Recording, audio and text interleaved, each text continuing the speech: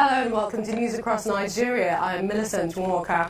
On the program today, gunmen kill police officer and truck driver in an ambush on a convoy escorted by armed soldiers.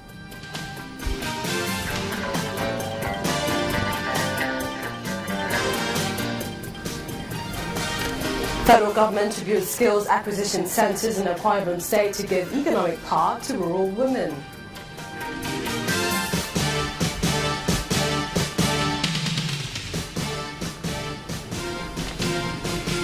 And Benue State government fights refuse disposal crisis with waste to wealth program.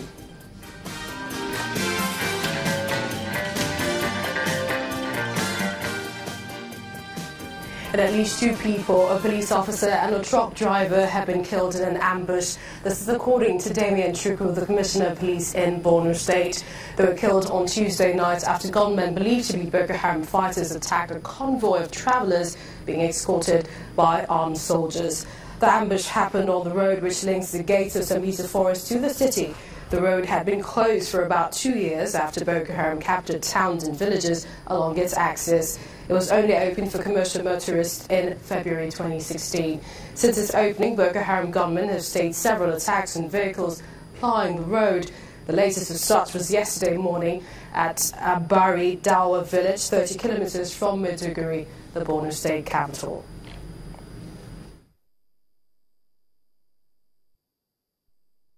They appeared from a volatile part of the Maiduguri-Damboa road and attacked them. And we understand that 2 lives were lost, 1 policeman and a civilian driver in the city. And this happened about 11 a.m. Usually what happens, all the vehicles that are going to be part of the convoy, they meet in a specific location and then they take off between 10:30 11 a.m. towards the address. So obviously the attack happened almost immediately after takeoff. Well, we understand that there are personnel of the police that are missing in action and some personnel of the army to an unspecified number. Actually, we are not sure how many there are. So we are told that the research party are looking for them right now. Some of the civilians that were taken away or gone missing in the whole confusion. So that's what is going on right now. The research party searching for them. And then from the civilian part, there's apprehension, and a lot of motorists would rather not fly that route. Blessing to know our correspondents there speaking on the latest from Borno State. Meanwhile, in continuation of meetings with interest groups over the quit notice issued to the Igbos by a northern group, acting President Professor Sibajo will meet with the 36 state governors to foster the unity of the country. Professor Sibajo insists that Nigerians should never take the country's diversity for granted and must see diversity not as a divisive tool but a binding agent. In his series of meetings against the recent threats by the Arawa Youth Council, the acting president told traditional rulers from the northeast to help counsel what he terms misguided elements among the youth who think that economic confrontation is a game. And staying with that, all persons behind the ultimatum given to the Igbos to leave the north will be arrested and prosecuted. This assurance is coming from Kaduna State Governor Nasir El-Rufai. The governor said this when he received Igbo leaders from the 19 northern states at the Government House, Kaduna.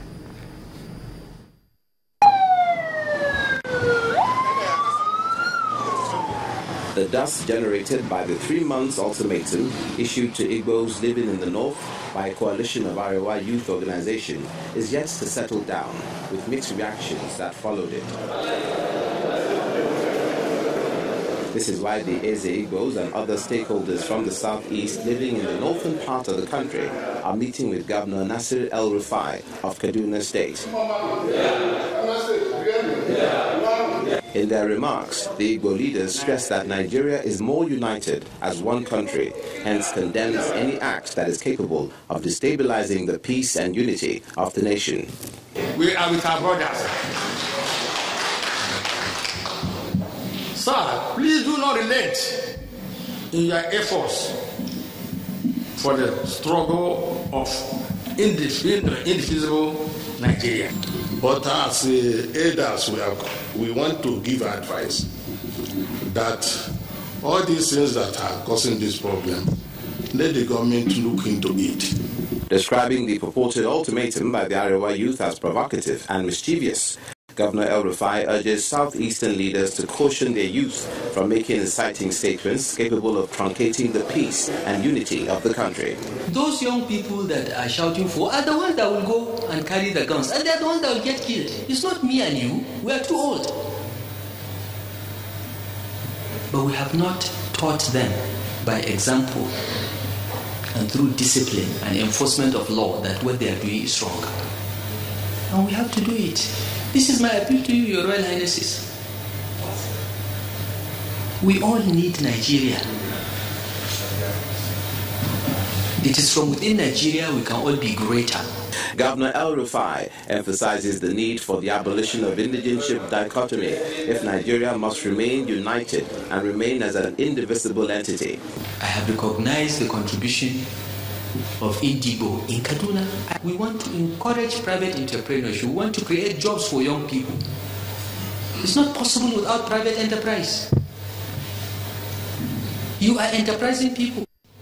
All you need is a level playing field. We are going to do what we have to do to protect everyone in Kaduna. We'll do whatever it takes. Our unity is our strength. We can be great within the Nigerian context.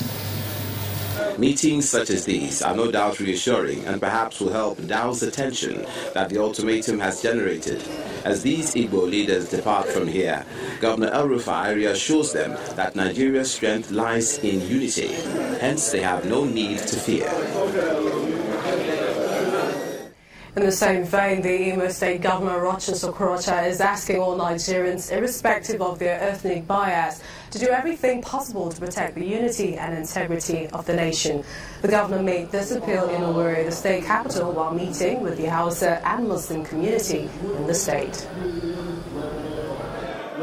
Nigeria is ours, and ours alone. We must protect it. We must protect the unity and integrity of this nation. There's no point asking people to go back to their home. Which home? Nigeria is our home. Therefore, I've reassured the Muslims here that they will enjoy a peaceful stay in this state and let none of them think about going back home, because this is already their home, and that's what it should be nationwide. And we'll ask the Igbos, wherever they are, to stay wherever they are and do their business legitimately and respect the law of the land. But for now, I think the Muslims here, they are very relaxed and they're happy that we're letting and interacting with them. The problem we have in Nigeria is lack of interaction. We don't interact enough. We don't relate with one another enough. And I'm trying to advise that we should allow people to mix up. Sometimes when you go to Kano, you have an area for Igbos, areas for Hausas. You come to Owerri, you have areas for Igbos, areas for Hausas. Why can't we live together? Why can't we mix? And news across Nigeria continues in just a moment.